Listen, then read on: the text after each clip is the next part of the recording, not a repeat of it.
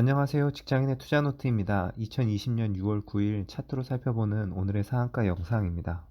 오늘의 상한가 종목입니다. 제일파마홀딩스, 신풍제약, 젠백스링크, 아미노로직스, 팅크웨어, 오스테오닉, 제일약품, 이지바이오 이렇게 많은 종목들이 상한가에 돌입을 했습니다. 한 종목씩 살펴보겠습니다.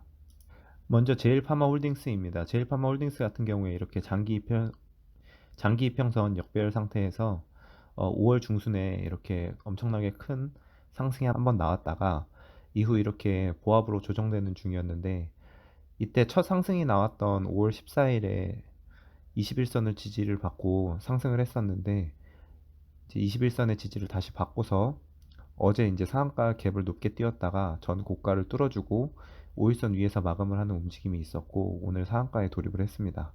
어제 종가 베팅으로 굉장히 좋은 종목이었던 것 같은데 잡지 못해서 좀 아쉽습니다. 다음은 신풍제약입니다. 신풍제약 같은 경우에 너무나도 유명해서 코로나 이슈와 함께 3월 중순부터 엄청나게 큰 시세가 나왔었는데, 이후 이 고가에서 계속해서 횡보를 하다가 이때 5월 14일에 22% 갭을 높게 띄웠다가 음봉으로 마감을 하는 캔들이 있었고, 그 이후 이제 하락 이후에 쭉 조정되지 않고 이렇게 해서 계속해서 횡보를 하다가 오늘 다시 상한가를 가면서 역대급 신고가를 만들었습니다. 정말 엄청나게 거래도 많이 되고 시세가 엄청나게 계속해서 나오는 종목인데, 이 종목 같은 경우에는 이미 장기 이평선과 계류율이 너무나 크기 때문에 예전부터 보유해서 굉장히 장기 투자를 하고 있었다면 모르겠지만 지금 신규로 진입하기는 좀 어려울 것 같습니다.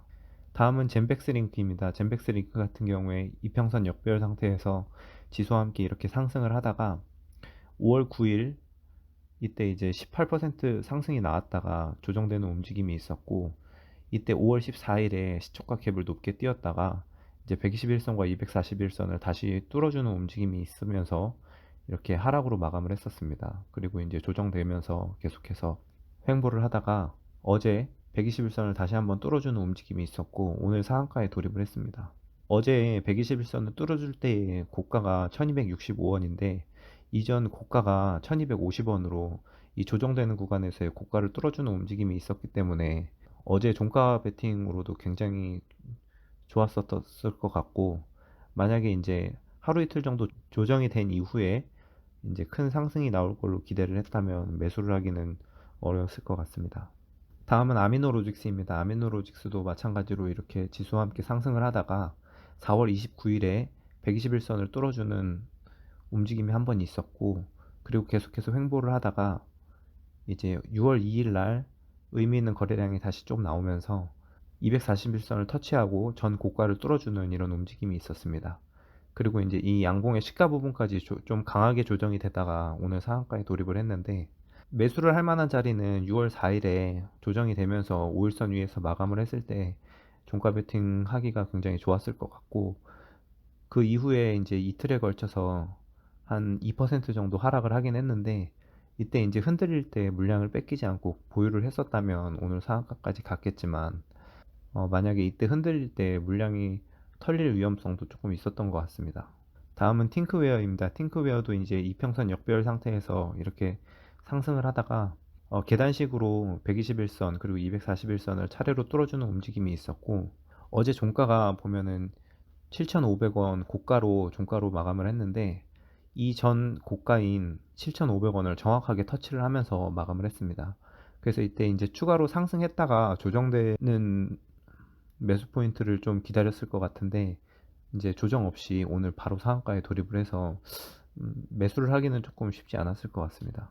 다음은 오스테오닉입니다. 오스테오닉 같은 경우에 5월 11일에 처음으로 이제 의미 있는 거래량이 터지면서 장기 이평선 121선과 241선을 한 번에 뚫어주는 이런 움직임이 있었고, 그 이후 241선 위에서 이렇게 해서 조정이 되다가 6월 3일에 이 상한가가 한번 나왔었습니다. 그래서 이제 이 상한가가 나오면서 52주 신고가를 갈아치우는 움직임이 있었는데, 그 이후 이렇게 3일간 조정을 거치다가 정확히 이 전 고점인 4,195원 이 부분까지 딱 조정이 되고 5일선의 지지를 받으면서 오늘 상한가에 돌입을 했습니다. 어제 종가 부분이 굉장히 매수하기 좋은 포인트였던 것 같은데 매수하지 못해서 좀 아쉽습니다. 다음은 제일약품입니다. 제일약품 같은 경우에도 코로나 이슈와 함께 이렇게 5월 중순에 큰 상승이 한번 나왔던 종목인데, 신풍제약과 마찬가지로 고가 부분에서 이렇게 해서 조정을 계속 하다가 5일선의 지지를 받고 오늘 상한가에 돌입을 했습니다. 어제 시초가의 갭을 높게 띄었다가 이렇게 고가를 뚫어주고 다시 음봉으로 마감을 하는 이런 움직임이 있었고, 역시 5일선 위에서 마감을 했었기 때문에 충분히 종가 베팅으로 좋은 자리였던 것 같은데 매수하지 못해서 좀 아쉽습니다. 다음은 이지바이오입니다. 이지바이오 같은 경우에는 어제에 이어서 이렇게 연속으로 점상한가를 가고 있는데, 이거는 뭐 매수를 할 수 있는 종목이 아니기 때문에 살펴보지 않겠습니다. 오늘 굉장히 바이오 종목 쪽에서 상한가가 많이 나왔고, 차트로 봤을 때 매수를 할 만한 종목들도 굉장히 많았던 것 같은데, 이런 좋은 시장에서 이런 종목들을 매수를 하지 못해서 조금 아쉽습니다. 이상으로 오늘의 상한가 영상 마치도록 하겠습니다. 오늘도 귀한 시간 내어 영상 시청해 주셔서 감사합니다. 저와 함께 투자에 대해 공부하고 성장하실 분들은 구독과 좋아요 그리고 알림 설정까지 부탁드립니다. 감사합니다.